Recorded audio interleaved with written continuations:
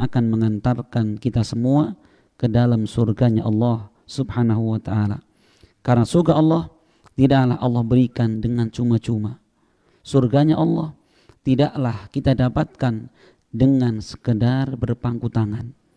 Namun Allah menyebutkan dalam sebuah ayatnya, wa tilkal jannatu uristumuha bima kuntum ta'malun. Dan itulah surga yang kalian akan mewarisinya bima kuntum, disebabkan dengan apa-apa yang dulu kalian amalkan. Disebutkan para ulama bima kuntum, ba di situ asbabiyah. Artinya bahwa surga akan didapatkan seorang hamba itu ada sebabnya. Ada sebabnya, yaitu amalan yang dilakukan seorang hamba. Maka orang-orang yang Allah subhanahu wa ta'ala inginkan untuknya surga, maka Allah akan tunjukkan, Allah akan mudahkan jalan amalan yang mengantarkan dia ke dalam surga. Karena ma'asyiral muslimin, bahwa seorang yang merindukan surganya Allah subhanahu wa ta'ala, maka mereka akan berusaha menjalankan berbagai ketaatan dan menjauhi larangan-larangan Allah subhanahu wa ta'ala. Dan itu semua tidak akan pernah bisa terwujud, tidak akan bisa terlaksana, melainkan dengan bekal ilmu yang baik. Ya, melainkan dengan bekal ilmu yang baik. Maka diibaratkan Bapak sekalian, seorang yang dia memiliki tujuan yang sama. Ya, maka saya pernah singgung sedikit di sini bahwa di antara jalan tercepat, jalan pintas untuk menuju surganya Allah Subhanahu wa taala adalah dengan jalan ilmu agama. Diibaratkan ada dua orang, A dan B. Dia punya tujuan yang sama. Dia punya tujuan yang sama, yaitu akan menuju di sebuah kota misalkan. Katakanlah misalkan Jakarta. Satu orang ini dia paham sekali ya bagaimana seluk-beluk Jakarta, bagaimana cuacanya, bagaimana sosial budayanya, dan bagaimana jalan menuju kepadanya. Ya, begitu banyaknya jalan, seorang ini paham sekali karena bertahun-tahun, berpuluh-puluh tahun dia jadi sopir Jakarta, bolak-balik. Ya, yang satu ini dia tidak punya pengetahuan tentang Jakarta sama sekali. Nggak tahu Jakarta nama apa. Ini sih nama getuk lindri atau nama apa pisang sumpel tahu kan gitu ya. Pokoknya ayo mas, kita sekarang tujuannya sama ke Jakarta. Nggak paham sama sekali dia. Boro-boro tahu jalannya, namanya saja baru dengar asing sekali. Mas, kita ke Jakarta, itu Jakarta nama apa? Getuk lindri atau mendoan goreng? Pak, itu nama kota, ibu kota Indonesia. Oh ya sudah. Dua orang ini, dia melakukan setar yang sama. Melakukan setar yang sama, berjalan. Mungkin sama-sama naik, katakanlah mobil, sudah. Sama-sama nyopir. Yang satu ini, Masya Allah Bapak sekalian, dia sudah tahu persis jalan mana yang paling cepat, mana yang paling sedikit hambatan. Ada hambatan pun dia akan bersabar, jalan terus dia. Mungkin jangka waktu 5 jam, dia akan ngecek ini teman saya kemana ini. Ya, ini yang satu, Masya Allah, ya datang dari Cilongok, kemudian langsung ke Aji Barang, terus sana, lewat Pantura, sana terus tol. 5 jam nelpon mas, sampai mana mas? Saya sebentar lagi, sekitar 10 menit sampai ke ibu kota Jakarta. Jangan sampai mana pak? Saya ya ini sudah sampai ke Semarang. Kenapa jadi Aji Barang itu bukannya ke Tegal, bukannya jalan ke jalur Jakarta, malah ke sana, ke Semarang. 5 jam dia menghabiskan waktu, menghabiskan bahan bakar, menghabiskan tenaga, tapi apa? Bukan menuju kepada tujuan, tapi justru menjauh dari tujuan. Apa yang membedakan? Yang membedakan adalah ilmu. Ya Pak tidak Pak? Iya. Yang satu Masya Allah, dia mungkin melakukan perjalanan santai, nggak usah kebut-kebut. Tapi apa? Cepat sampai tujuan. Yang ini mungkin kebut. Lampu merah bablas. Ya, ada bakul langsung disalib. Bakul kaget kiwong apa gitu. Ternyata apa? Begitu 5 jam sama-sama menghabiskan tenaga, yang satu sudah sampai tujuan, yang satu menjauh dari tujuan utama. Semua itu adalah bergantung dengan ilmu yang dimiliki. Itu urusan dunia ma'asyiral muslimin. Bagaimana urusan akhirat? Bagaimana urusan surga dan nerakanya Allah Subhanahu wa taala? Itu sangat ditentukan dengan ilmu yang dimiliki seorang hamba. Maka bisa jadi ada seorang yang dia beramal akhirat sederhana sekali. Gak usah melebihkan dari apa yang Allah dan Rasulnya tuntunkan. Mencukupkan dengan apa yang Allah dan Rasulnya perintahkan. Sederhana sekali. Sholat subuh cukup 2 rakaat. Puasa cukup 1 bulan. Satu orang ini, Masya Allah sekalian, semangatnya pol-polan. Sholat subuh saya gak level, cuma 2 rakaat. Saya subuhan 17 rakaat. Mantap. Oh sekalian, ada orang sholat subuh ya 17 rakaat. Anggapan dia lebih banyak, lebih baik. Keliru apa keliru? Kelirunya total. Allah terima? Tidak akan Allah terima. Itu. Yang kedua, dia misalkan apa? Melakukan ibadah yang gak mau seperti tuntunan Nabi. Tata caranya wudunya diganti, Pak. Ya kebalik. Secara logika saya, kalau wudu itu ya bukan dari tangan kumpul-kumpul dulu. Yang paling kotor kaki, maka wudunya kakinya dulu. Cuci kaki ke atas baru kepala. Kira-kira Allah terima? Tidak Allah terima. Ya, dia susah payah habiskan tenaga pikiran untuk beribadah, niat dia, tapi Allah tidak akan pernah berikan pahala. Tapi satu ini beribadah dengan ilmu, dengan tuntunan. Masya Allah, ya, dia cepat walaupun sederhana amalannya, tetapi paling cepat mendapatkan surga. Apa yang membedakan? Yang membedakan adalah ilmu yang dia miliki. Maka ma'asyiral muslimin wal muslimat rahimani wa rahimakumullah. Kenikmatan ilmu adalah anugerah yang sangat besar. Anugerah yang sangat tinggi ya dibandingkan dengan apapun juga. Ya, apapun nikmat ya dibandingkan dengan nikmat ilmu ini tidak ada yang bisa membandinginya. Maka sampai Rasulullah SAW Bapak sekalian melihat orang yang Allah berikan kepadanya ilmu agama, dia amalkan, dia ajarkan. Boleh kita iri, boleh kita hasad kepada orang tersebut. Padahal secara hukum asal yang namanya hasad itu adalah perbuatan dosa besar. Namun Nabi SAW saking memberikan ya kedudukan yang sangat tinggi terhadap ilmu, beliau pernah bersabda dalam sebuah hadis diriwayatkan Bukhari Muslim, datang dari sahabat Abdullah ibnu Mas'ud. Ya, Rasul mengatakan la hasada illa fitnatain. Tidak ada hasad kecuali dalam 2 perkara. Hasad di sini maknanya adalah al-ghibthah, yaitu seorang yang dia menginginkan seperti yang orang lain miliki. Ini boleh. Kapan itu? Rasul mengatakan tidak boleh hasad kecuali dalam 2 perkara. Satu kata Rasul, rajulun atahullahu malan fasallatahu ala halakatihi fil haq. Seorang yang Allah berikan kepadanya harta benda, kemudian dia belanjakan, dia habiskan di jalan kebenaran. Kita kalau melihat orang seperti ini, boleh kita iri kepada seorang itu. Yang kedua kata Rasul, wa rajulun atahullahul hikmata fahuwa yaqdi biha wa yu'allimuha. Seorang yang Allah berikan kepadanya hikmah, ilmu agama, kemudian yaqdi biha, dia mengamalkannya. Ya, wa yu'allimuha, dan dia mengajarkan kepada orang lain. Ini 2 macam hasad, iri yang diperbolehkan. Adapun selainnya tidak boleh. Ya, kita melihat ada seorang hartanya banyak sekali. Mobilnya banyak, tanahnya di mana-mana, tokonya di mana-mana, tapi hartanya tidak pernah dipakai untuk jalan kebaikan. Ya, tidak pernah membantu untuk kegiatan masjid. Maka tidak boleh kita hasad, tidak boleh kita iri. Tapi kalau kita melihat ada seorang Allah berikan kepadanya harta, kemudian dia bantu dakwah, dia bantu pembangunan masjid, dia santuni anak-anak yatim, anak-anak terlantar, orang lemah, orang miskin, boleh kita itu hasad kepada mereka. Ya, dan yang kedua adalah apa? Boleh kita hasad ketika kita melihat ada seorang yang dia belajar ilmu agama, Allah mudahkan. Kemudian Allah Subhanahu wa taala mudahkan dia mengamalkan ilmu tersebut. Bahkan yang ketika dia ajarkan kepada anak-anaknya, ajarkan kepada orang tuanya, keponakannya, tetangganya, orang se-RT. Kita iri melihat orang seperti itu, boleh. Kenapa sekalian? Karena irinya adalah urusan akhirat.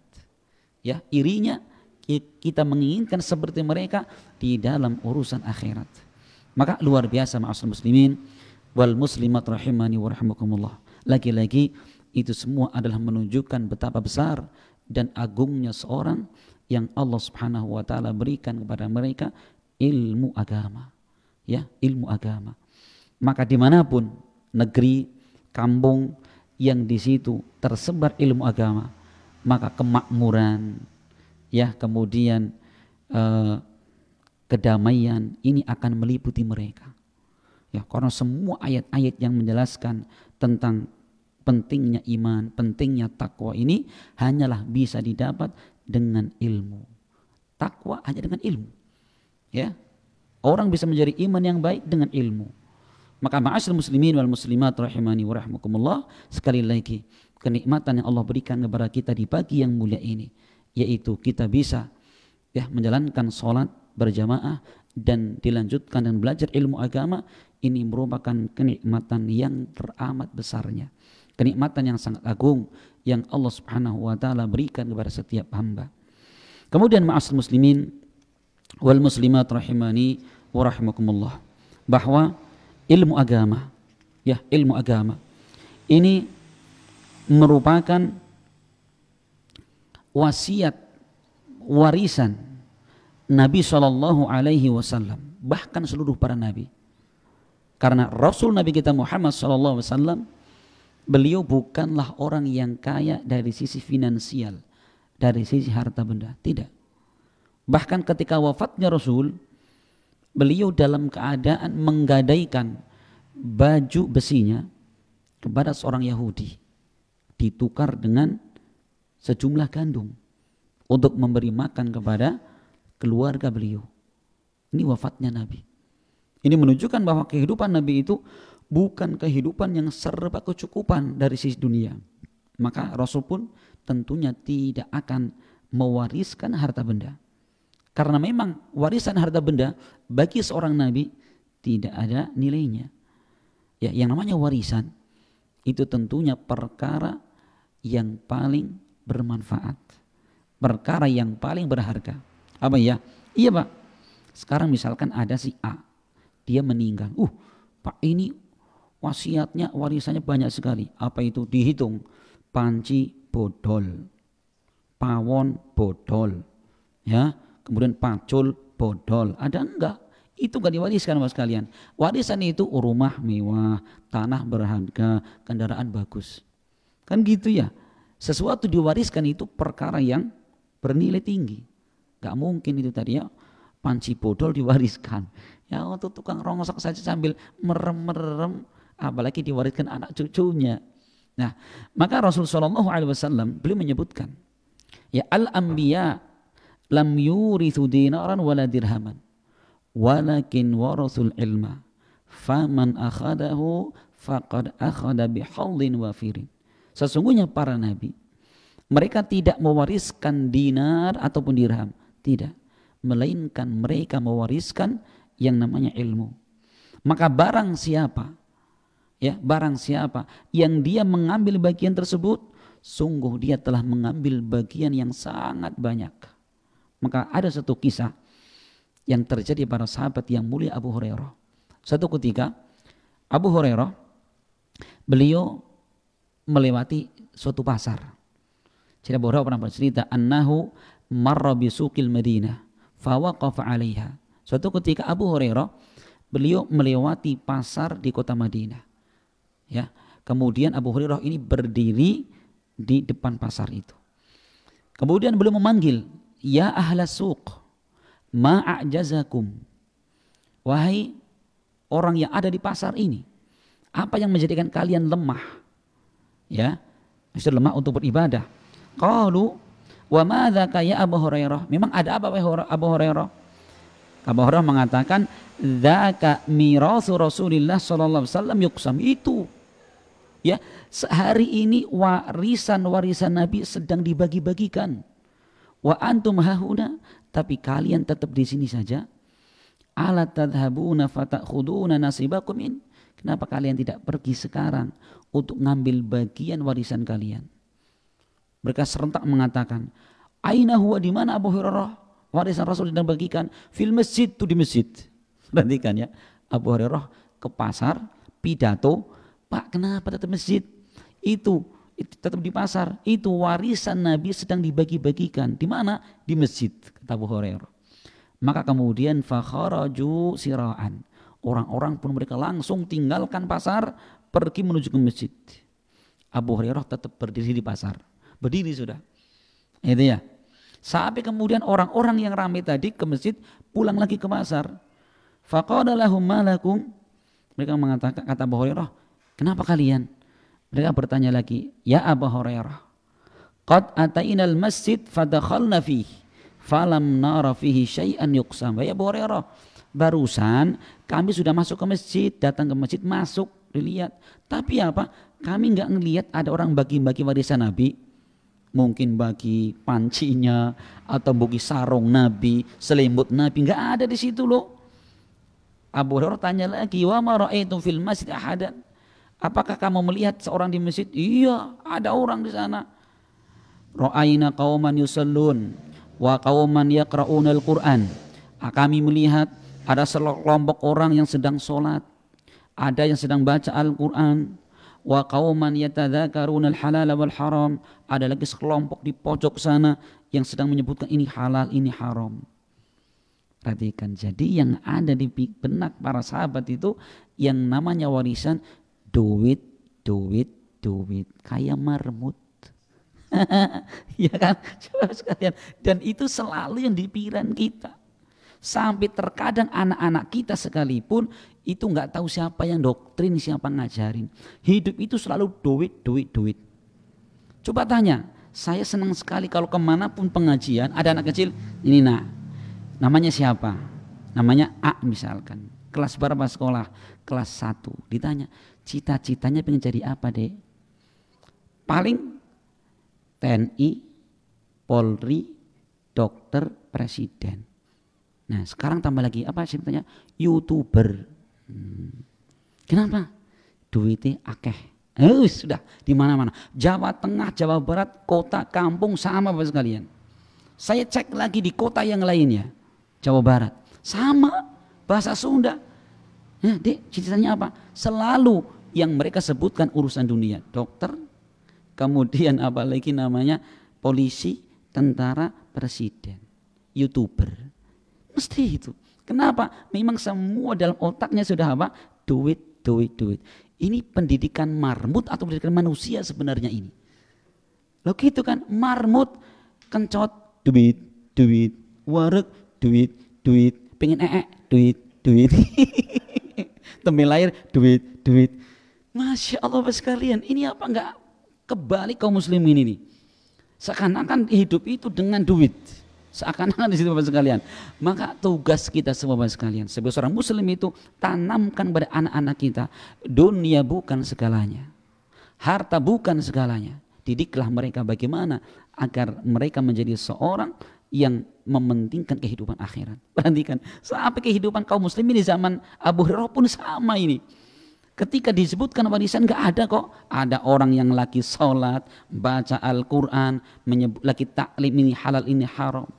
Apakah Abu Hurairah beliau mengatakan, waihakum, celakalah kalian, fadzaka mirathu Muhammadin sallallahu alaihi wasallam, celakalah kalian, itulah warisan Muhammad sallallahu alaihi wasallam. Oh maksudnya kue to, ya wis ora sida. Itu ya, Masya Allah sekalian. Maka coba sekarang kita, ada orang woro-woro pakai mic, isinya apa? Dodolan gerabah murah, mangewu, teka kabeh. Giliran pengajian, lah engko anu tembe mulai. Habis bubar, wis arep bubar, wis ngaji. Ya, Masya Allah luar biasa. Kehidupan manusia ini nggak tahu siapa yang doktrin Bapak sekalian. Terkadang kita itu sok seperti orang yang sangat bijak. Nah, cari dunia setinggi-tingginya. Cari duit sebanyak-banyaknya. mung aja kelalen sholat. Ya Pak ya, Masya Allah itu. Zaman sekarang ada orang tua kayak gitu, pol bijaksananya. Bapakku bagus itu. Kenapa? Nak cari jabatan setinggi-tingginya. Harta sebanyak-banyaknya. Mung aja kelalen sholat. Bijak sekali. Padahal prinsip seperti itu berbanding terbalik dengan prinsip Al-Quran.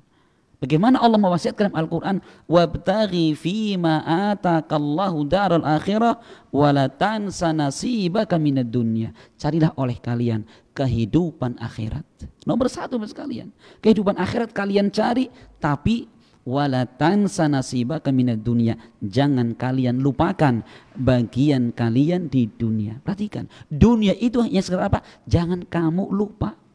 Berarti apa? Tujuan utama bukan di sini. Itu wasiat Allah Subhanahu wa taala.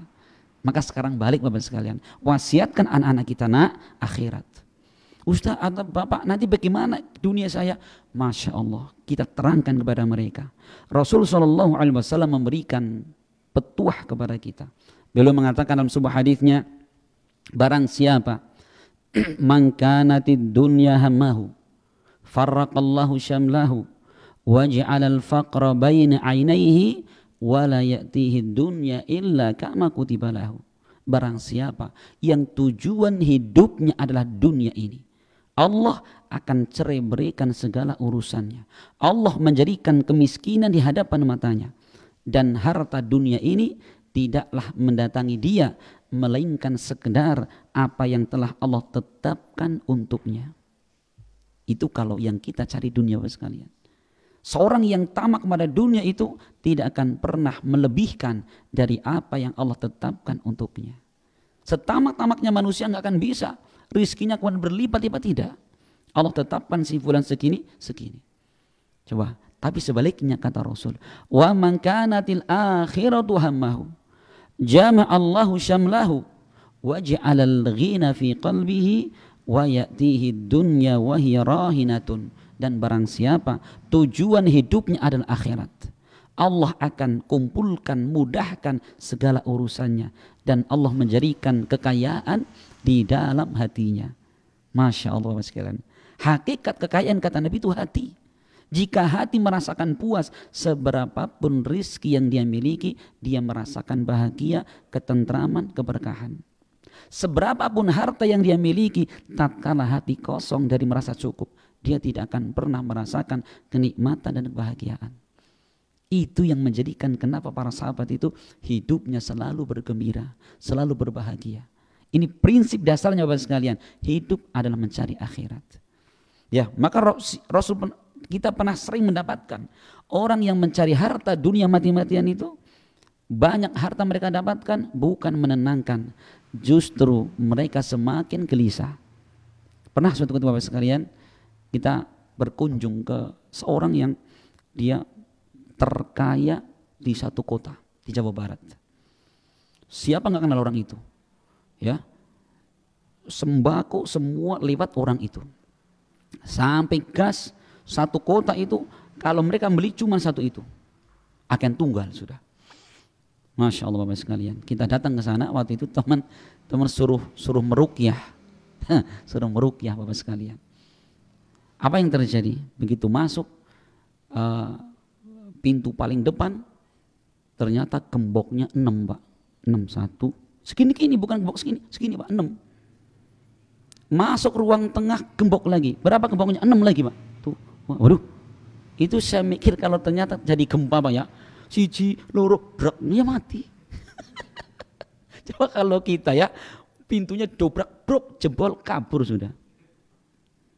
Kenapa? Ternyata si penghuni rumah itu kamarnya digembok lagi. Dia cerita, Pak, dulu saya nggak kayak gini. Ya, jadi pernah ada orang ini ternyata pernah dirampok sama maling. Itu 1 M habis dalam semalam Pak. Uangnya sekarung Bapak sekalian. Uangnya sekarung. Jadi setelah hari itu, si pemilik rumah itu selalu khawatir dan takut. Bahkan tidak bisa tidur berbulan-bulan. Waktu itu cerita baru 3 atau 4 bulan nggak bisa tidur. Kita datang, pikir kita mungkin mejanya makanan enak-enak Bapak sekalian. Satu meja besar, bukan bisa segini Pak, mungkin 4 kali lipat itu. Isinya bungkus obat. Kita lihat meja makannya, pikir kita kan ayam guling, mungkin di situ ada kambing guling duduk di situ. Enggak, adanya lepet pun sudah mau busuk gitu. Kenapa? Ini kata dokter makannya harus kayak gini, jangan macam-macam, nggak boleh makan nasi anget. Aduh, yang mending orang kayak kita ya. Iya, masya Allah sekalian. Tapi apa? Habis itu mati. Mobilnya belasan, mobil pribadi belasan Bapak sekalian. Masuk rumah, waduh, mobilnya banyak sekali. Tapi hidupnya tidak tenang sama sekali, bahkan tidak bisa tidur Bapak sekalian. Coba. Hartanya luar biasa. Siapa tidak kenal orang itu? Dan dia pun ngomong, Mas, siapa yang di kota ini tidak kenal saya? Semua kenal saya. Tapi apa? Saya lebih indah melihat kehidupan bapak-bapak ini. Ya, sumringah mukanya itu. Ya, walaupun nggak tahu duit ada nggak, tapi sumringah. Tapi saya berlipat-lipat dunia ini, tapi kami tidak pernah merasakan kegembiraan. Dia ngomong sendiri loh, ngomong sendiri Bapak sekalian. Ya, maka masya Allah sekalian, Allah berikan kepada kita nikmat agama, ya, nikmat beramal soleh, bersyukur atasnya. Walaupun mungkin harta kita tidak banyak, ya, karena memang kekayaan itu berada di dalam hati kita ini. Ya, kita merasa cukup, itulah hakikat kekayaan.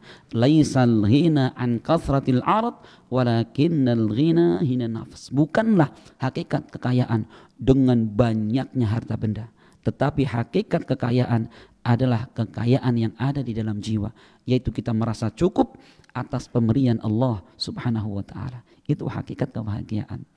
Ya, jadi kita jangan salah prinsip. Kita jangan salah prinsip seperti mencontoh mas-mas dari kalangan marmut. Dua duit terus. Iya itu. Kita jangan seperti itu. Manusia itu lebih mulia daripada seekor marmut. Ya, maka jangan kita terdoktrin dengan mbak-mbak marmut. Gitu Bapak sekalian.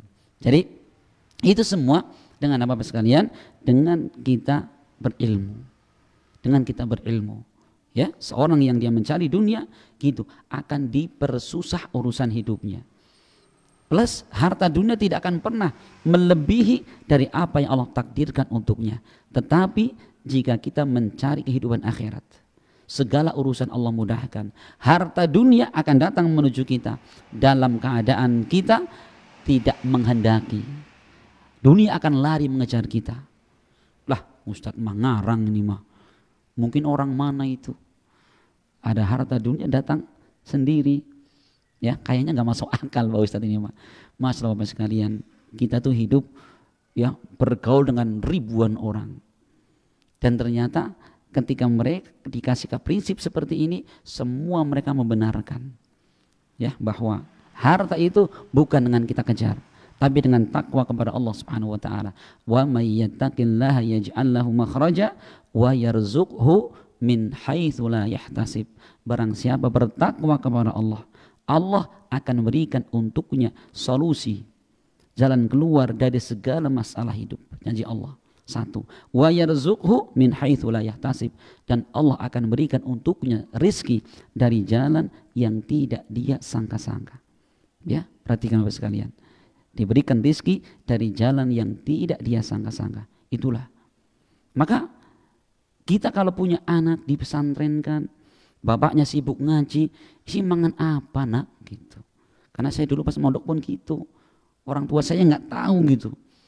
Nah, itu sih kamu sambil belajar apalah, apa nyangkul, bikin apa, nanti makan apa gitu. Jadi gambarannya orang mondok itu nggak bisa makan.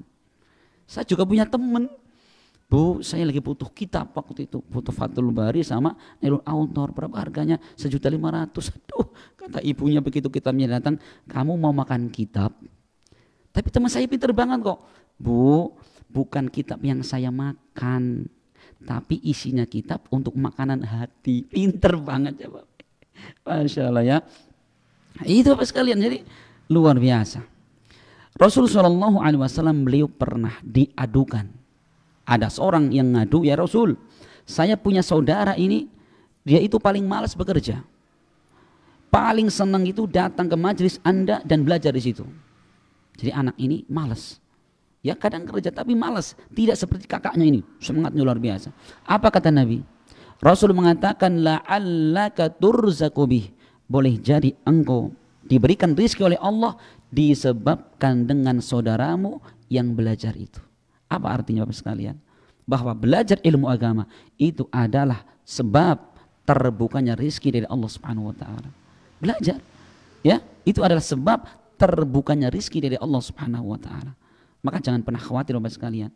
Saya sering sekali mengingatkan kepada teman-teman, Mas, gini, orang kafir, orang yang tidak pernah melakukan ketaatan kepada Allah Subhanahu wa taala, Allah jamin untuk mereka rezeki. Allah berikan makan, pakaian, tempat tinggal dan kebutuhan mereka. Apalagi orang-orang yang ingin baik.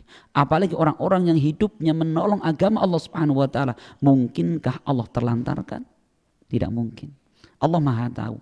Allah Maha penyayang. Ya.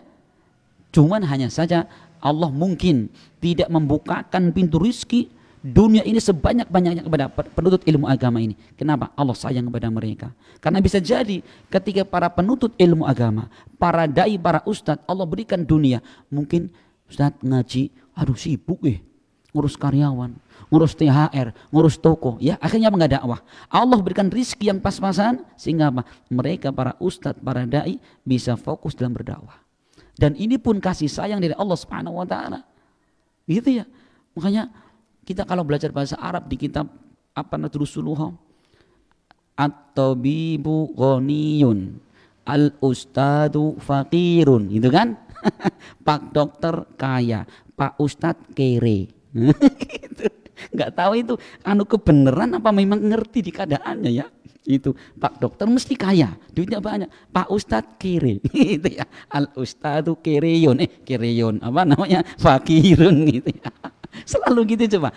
Rasulullah jadi satu. Kok bisa pas banget ya? Makanya ini anak-anak terkadang bingung mereka ini. Kok Ustaz selalu kere ini ya? Masya Allah. Kenapa sekalian? Karena yang mereka cari itu akhirat. Dan kekayaan mereka itu dalam jiwa-jiwa mereka. Masya Allah Bapak sekalian. Luar biasa. Ya, maka sebagai penutup pertemuan kita kali ini Bapak sekalian. Bagaimana ya seorang yang punya ilmu ini? Mereka ini akan bisa mendapatkan pahala yang jauh lebih berlipat dibandingkan dengan orang tidak punya ilmu. Saya berikan contoh Bapak sekalian tentang orang yang melakukan ibadah di masjid.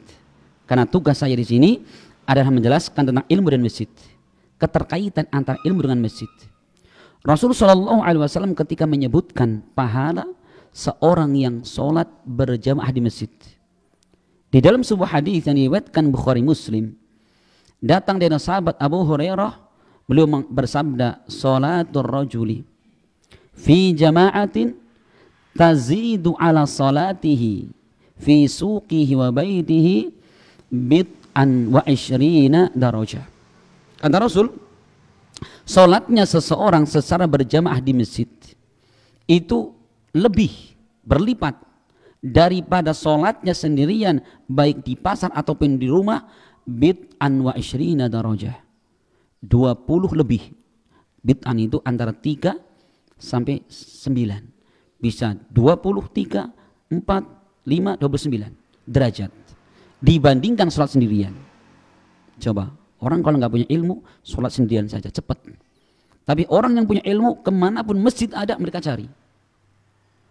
Nah, bagaimana caranya itu? Wa dzalika anna ahadakum idza tawadda'a fa ahsana al-wudu thumma atal masjida la yuridu illa shalah la yunhizu illa shalah lam yakhtu khutwatan illa rufi'a lahu biha darajah wa hutta anhu biha khati'ah hatta yadkhulal masjid. Bagaimana caranya itu? Yaitu seorang yang dia berwudu dengan wudu yang sempurna dari rumahnya. Ini. Kemudian dia mendatangi masjid dan tidak ada yang mengeluarkan dia melainkan untuk sholat di masjid. Perhatikan Bapak sekalian, kalau kita wudu dari rumah sempurna, kemudian tujuan kita cuma satu, keluar dari rumah untuk ke masjid sholat. Maka kata Rasul, tidaklah dia melangkahkan satu kaki, melainkan Allah akan angkat satu derajat, satu pahala, dan Allah otomatis hapuskan satu dosa. Masya Allah Bapak sekalian. Ini tapi syaratnya kita sudah wudhu dari rumah. Nah ini jarang diketahui. Seringnya kita lah enak wudhu di masjid, banyune biar-biur ya, nah rumah ngerek. Nah, kadang gitu ya. Padahal keutamaannya luar biasa ini. Kita sudah wudu dari rumah ke masjid. Kemudian setiap langkah yang kita langkahkan, satu dosa Allah hapuskan, satu pahala kita dapatkan. Syaratnya apa? Wudu dari rumah.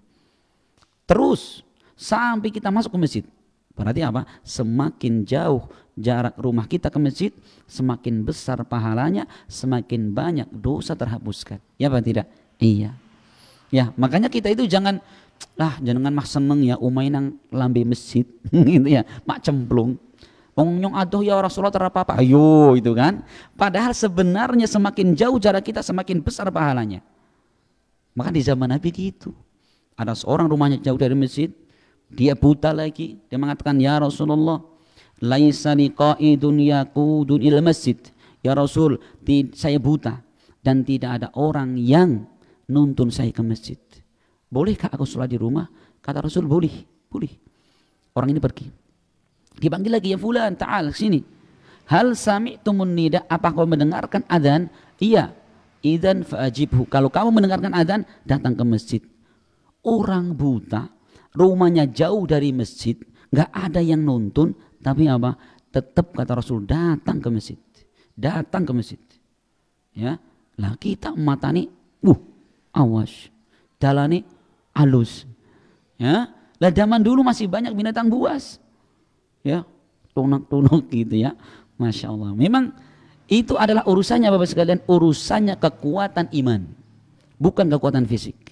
Kekuatan fisik kadang orang Masya Allah naik gunung selamat bolak-balik kuat. Kuat selfie, cepret, upload menginternet. Kenal kap ya. Begitu di masjid 10 langkah orang kuat. Anu kesel masalah. Barang apa sih? Bermunggah gunung selamat. Kan itu kekuatan bukan fisik tapi kekuatan batin. Maka disebutkan para sahabat itu, di kalangan para sahabat ketika berperang didapatkan pada tubuhnya luka 40 luka, kena tombak, kena pedang, kena anak panah di badannya sekalian, tapi apa? Tetap gigih dalam bertempur. Ini kira-kira para sahabat ini punya ajian apa ini? Ajian pelet atau pelot? Sampai gitu 40 luka. Lah wong kita ke perang pisu baik orang masjid. Apa Pak? Ke perang kita ngani. Masya Allah. Gede bira layan orang tetes. Anu wudu ini perih. Coba Bapak sekalian. Itu kekuatan iman, kekuatan hati coba. Ya maka semakin jauh jarak kita dari rumah ke masjid, hakikatnya lebih besar pahala didapatkan. Tapi seakan dengan kita lah ya rukhsah kita. Ngerti bahasa agama rukhsah, keringanan Mas, atau humai gitu ya. Masya Allah. Sampai dia masuk masjid, Allah hapuskan dosa, Allah berikan pahala. Kemudian kata Rasul, fa idza dakhala al-masjid kana fi sholati ma kana di sholatu hiya tahsibuh. Jika dia masuk masjid dan nunggu waktu sholat, maka dia senantiasa mendapatkan pahala sholat selama dia masih menunggu waktu ditegakkannya sholat. Nah berarti kalau kita misalkan datang sebelum adzan 5-10 menit sebelum adzan, selama kita duduk di masjid nunggu waktu sholat, Allah terus tuliskan dia pahalanya sholat. Maka bagaimana andaikan kita setiap hari habis maghrib sholat duduk di masjid, baca Al-Quran, dzikir, berdoa, selama kita duduk sampai waktu isya dituliskan untuk kita pahala sholat. Ya, itu andaikan kita tahu keutamaannya Bapak sekalian. Tapi biasanya lah demi adzan. Biasanya muadzin ini dawam banget tenang baik. Ya, nunggu qomat, nunggu waladolin amin. Nah, itu Masya Allah. Ini luar biasa Bapak sekalian. Padahal ini pahala di depan mata kita. Maka andaikan setiap muslim tahu keutamaannya, maka kita akan bersegera datang ke masjid. Apalagi andaikan kita bisa mendapatkan bersama imam takbiratul ihram. Rasul pernah menyebutkan dalam sebuah hadisnya. Hadis ini Hasan Musa Al-Albani rahimahullah. Rasul mengatakan, "Man shalla lillahi arba'ina yawman fi jama'atin wa yudriku takbiratal ula ma'al imam kutiba lahu bara'atun minan nari wa bara'atun minan nifaq." Kata Rasul, barang siapa yang sholat karena Allah secara berjamaah selama 40 hari 40 malam dan dia mendapatkan takbiratul ihram bersama imam 40 hari Pak, takbiratul ihram bersama imam, tidak pernah telat. Apa kata Rasul? Maka dituliskan untuknya 2 macam berlepas diri. Yang pertama, dia telah berlepas diri dari neraka, dan yang kedua, berlepas diri dari sifat kemunafikan. Apa yang menjadi barometernya? Sholat. Apalagi sholat tepat waktu kalian. Ya, selalu mendapatkan takbiratul ihram bersama imam.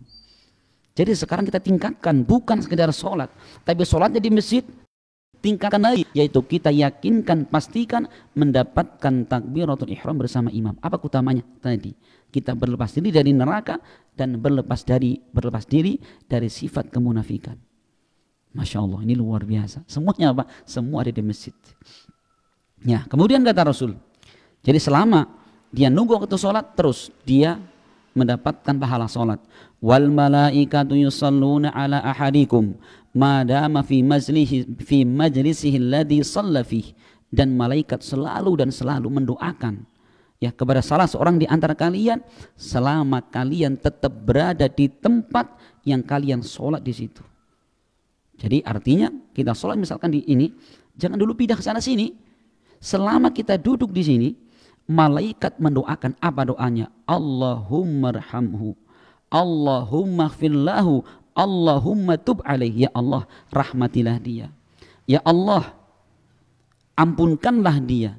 Ya Allah, berikanlah taubat kepadanya. Malam yu'di fihi walam yuhdith fihi. Selama orang ini belum berhadas, belum batal wudunya, dan selama dia tidak mengganggu orang lain. Nah, habis sholat pun dia akan tenang di situ. Kenapa? Selalu malaikat mendoakan kepada kita. Cuman apa sekalian? Gerah, panas. Laki berdusi orang tewai pangan. Masya Allah. Padahal kebaikan luar biasa ketika kita tetap duduk di tempat yang barusan kita sholat di tempat tersebut. Jadi ini Bapak sekalian, mungkin sedikit yang bisa kita sampaikan. Semoga bermanfaat dan semoga semakin memberikan motivasi, semangat kepada kita semua agar kita menambahkan kesemangatan kita, terlebih kita sedang berada di 10 terakhir bulan Ramadan. Ini adalah hari-hari penentu baik buruknya ibadah kita selama Ramadan. Yang Rasul bersabda dalam hadis riwayat Bukhari, innamal a'malu bil khawatim. Sesungguhnya amal seorang ini tergantung dengan penutupnya. Kapan penutupnya? Yaitu hari-hari ini.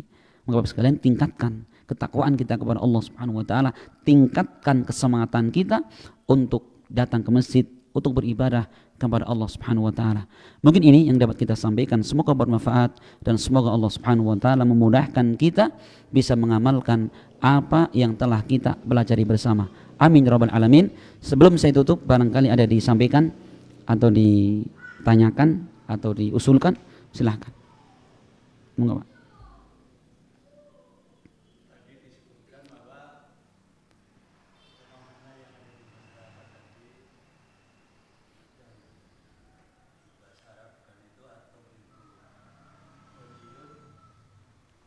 Al-Ustadzu Fakir kirian.